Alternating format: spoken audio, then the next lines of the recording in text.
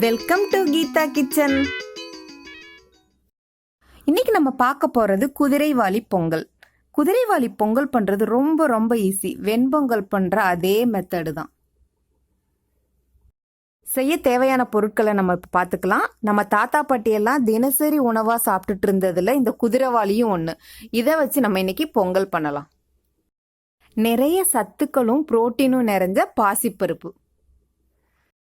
நெய் 5 டீஸ்பூன், சீரகம் 1 டீஸ்பூன், மிளகு 1/2 டீஸ்பூன், முந்திரி பருப்பு 10, இஞ்சி சிறிய துண்டு, இஞ்சியை நல்லா பொடுசா கட் பண்ணி வச்சுக்கோங்க, 1 டீஸ்பூன் உப்பு. எப்படி பண்றதுன்னு இப்ப பார்க்கலாம். குக்கர் சூடு பண்ணிக்கோங்க. சூடானதும் 5 டீஸ்பூன் நெய் ஊத்திக்கோங்க. நெய் உடம்புக்கு ரொம்ப ரொம்ப நல்லது, அதனால தாராளமா 5 ஸ்பூன் சேர்த்துக்கலாம்.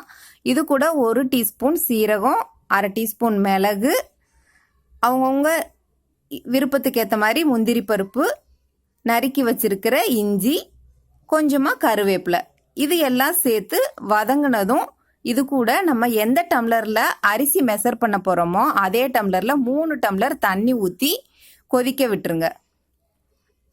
இதுக்கு தேவையான அளவு உப்பையும் நம்ம இப்ப சேர்த்துக்கலாம். 1 டீஸ்பூன் உப்பு.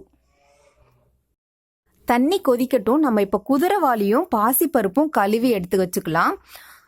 இந்த டம்ளர்ல 3/4 பங்கு குதிரைவாலியும் 1/4 பங்கு பாசிப்பருப்பும் எடுத்திருக்கிறேன்.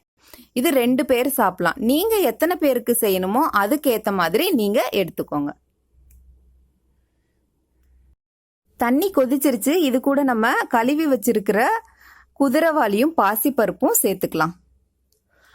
3 பங்கு தண்ணி ஊத்துனாதான் பொங்கல் நல்லா குலைவா இருக்கும். பொங்கல் குலைவா இருந்தாதான் டேஸ்ட் சூப்பரா இருக்கும்.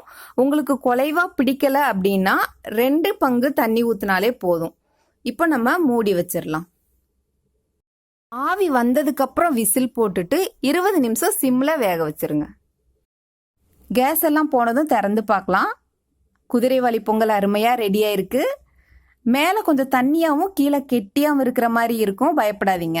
நம்ம ஒண்ணு போல நல்லா கலந்து விடுறப்ப ஒரே பதத்துக்கு வந்துடும். முக்கியமா கவனிக்க வேண்டிய விஷயம், இந்த குதிரைவாலி பொங்கல் நல்லா சூடா இருக்கிறப்பயே சாப்பிட்றணும். கொஞ்சம் ஆறுனாலும் நல்லா கட்டியாக ஆரம்பிச்சிரும்.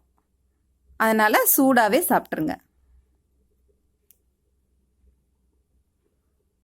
வெண்பொங்கல் சாப்பிட்ற மாதிரியேவும் இந்த குதிரைவாலி பொங்கலும் தேங்காய் சட்னியும் சாம்பாரும் கலந்து சாப்பிட்றப்ப சூப்பரா இருக்கும்.